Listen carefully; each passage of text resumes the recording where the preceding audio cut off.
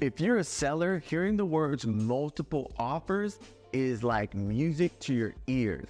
But there's something that you may not know. Sometimes when you put buyers through a multiple offer situation and you only go for the highest bidder, you're actually doing yourself a disservice and it may hurt you in the long run. We're gonna get into it in this video.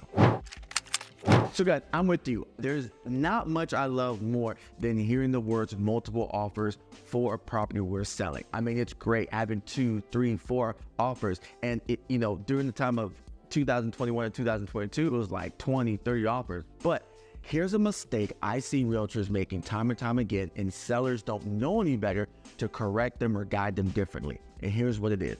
When you have multiple offers, typically you have a choice, right? You can either just go with the highest offer and move forward and let the other ones know you're not going to proceed with their offers, or you let everyone know that they're in a multiple offer situation. You give them a deadline with a time and a date, and you say, submit your highest and best offer by that point, and then you have a choice to make. Now, here's the mistake that many people make.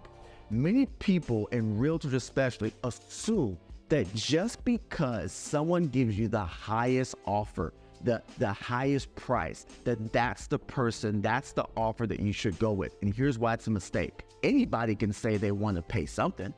Anybody can just throw a number out.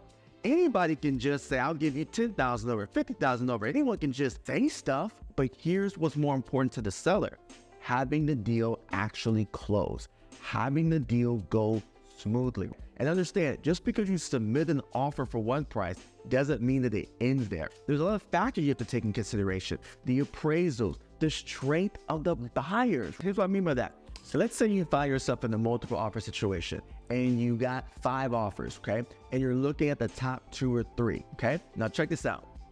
Let's say the top 2 or 3 aren't separated by much, but the top one is the top one. It's the highest price. My recommendation is don't just go with that offer. Look at the strengths of the buyers. Look at what type of loans they're going to be utilizing. Look how much down payment they're going to be putting down. Look at the terms of the offer and determine who it actually appears to be the strongest buyer. And is there a way we can get that strongest buyer to be the top person?